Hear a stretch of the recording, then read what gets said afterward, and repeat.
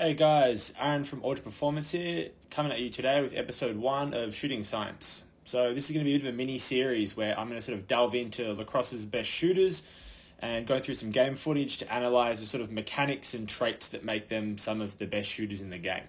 So first up here, we've got some Sergio Perkovic highlights. One thing that Sergio does really well, which you'll see in these following clips, is has a nice long front block leg that allows him to generate a lot of rotational velocity off that initial sort of hard plant.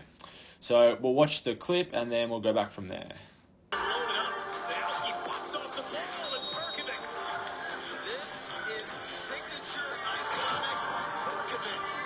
Alright, let's pull that back a little. So the first thing you'll notice here is as he's coming into this dodge, he's coming with a decent amount of downhill steam there. So he's got a lot of linear velocity. To convert that to rotational velocity quite efficiently, he's going to need quite a stiff plant leg, which you can see here. Down from that hip to the foot, about to hit the floor, he's quite stiff. That's not really going to deform under that first contact, which is the goal here. So as his foot plants here, which you can see, that leg has a slight bend, but very marginally so. So he's got quite efficient sort of contact with the ground there, allowing this back hip here to start to rotate through with a good amount of stiffness.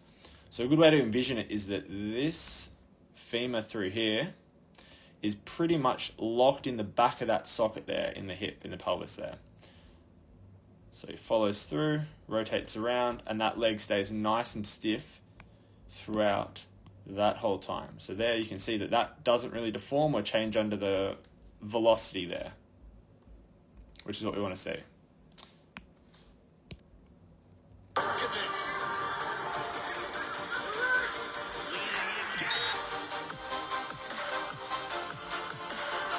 Again, a very similar sort of style of shot here, coming down with some nice downhill momentum, initiate some contact on his defender there, and then from there, still keeping that linear momentum as best he can, that front leg extends out as his back hip begins to start to internally rotate and generate that force, which is a bit hard to see from this angle, but there, that is still quite straight out from the hip there.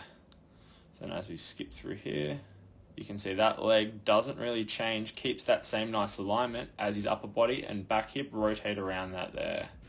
So again, that stiff, nice front block leg, keeping that same continuity across those shots.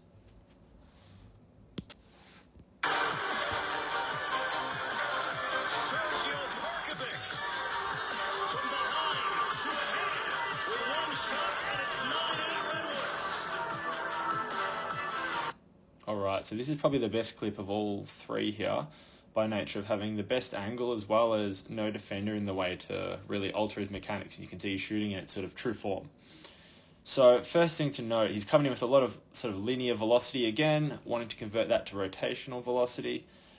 As he's about to open this front hip up here, you can see that this back hip is beginning to internally rotate, really starting to send his weight forward over onto that front leg, which acts as a nice stiff block contact there. Again, from the hip pretty much straight down toward the ground there.